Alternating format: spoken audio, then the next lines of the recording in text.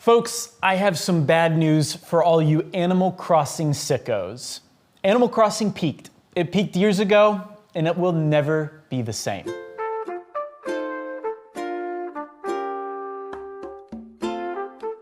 All right, so what do I mean by peaked? Well, with 3.0, I've been getting a ton of videos on all my social feeds about which Animal Crossing is the best. Is it the original? Is it Wild World? Is it New Leaf? A lot of people seem to think it's New Leaf. Some people think it's New Horizons, but no one seems to be able to agree on the definitive Animal Crossing experience. And look, when you look at all these games, they each kind of offer different things, so I get it. Back in the day, the villagers used to be mean to you. Some of them used to be really mean to you. It was kind of funny. Kind of miss those days. Why am I always the one organizing the treasure hunts? Maybe I'd like to sit around blasting techno music all day. New Leaf, at least compared to what we got in New Horizons at launch, seemed to have a ton more content. Do you remember when the Roost could actually move outside of the museum and be its own spot? I wish that was still a thing in New Horizons. Meanwhile, City Folk had an entire city you could explore. I'm being a bit hyperbolic though. It wasn't that big of a city.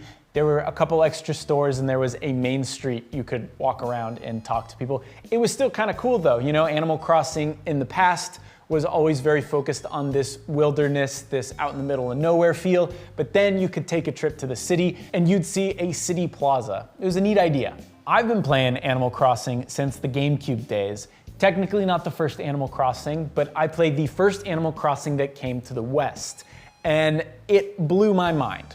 At that age, I had never played anything like it, a game that actually progresses in real time and your world evolves day to day.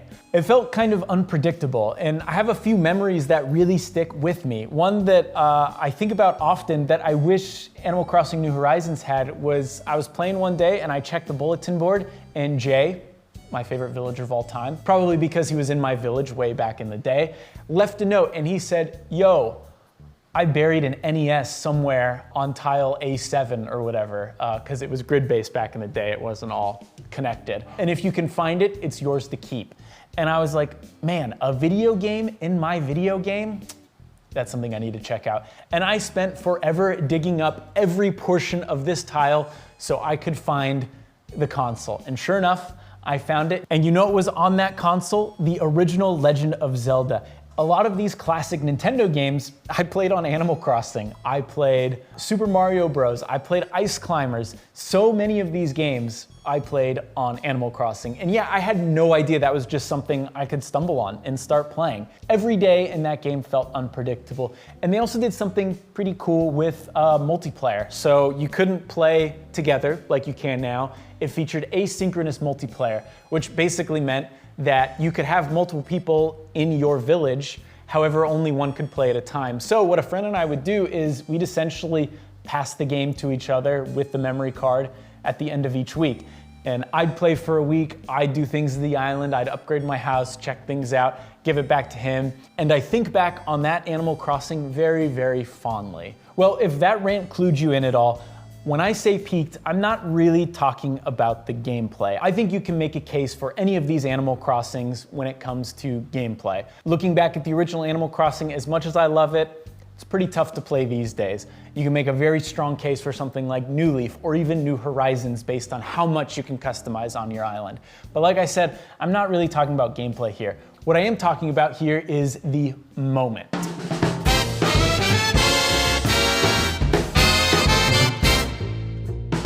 The fervor we saw in 2020 when Animal Crossing New Horizons was released was unmatched. It sold nearly 50 million copies, making it the second highest Switch game and the highest selling game in the series, by like a landslide.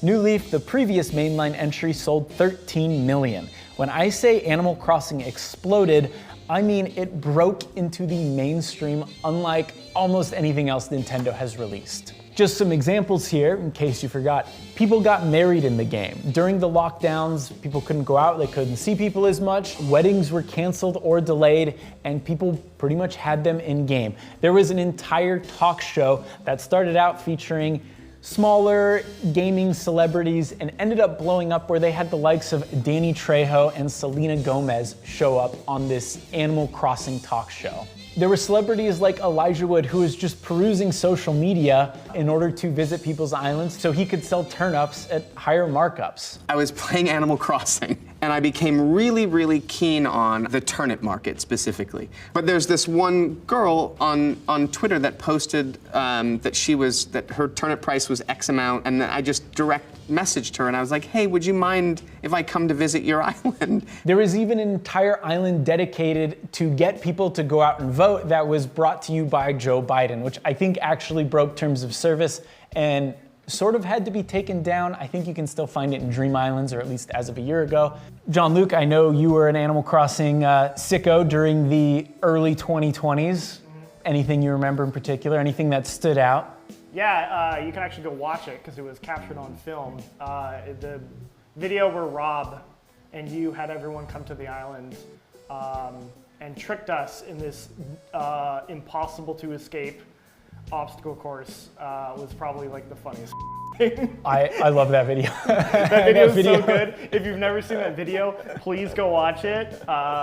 We should like link that in the description. But, shout out to Max. Max edited that, and I think he did a fantastic job. But it is, it's cruel to say the least. It's very cruel, and yeah, what a moment.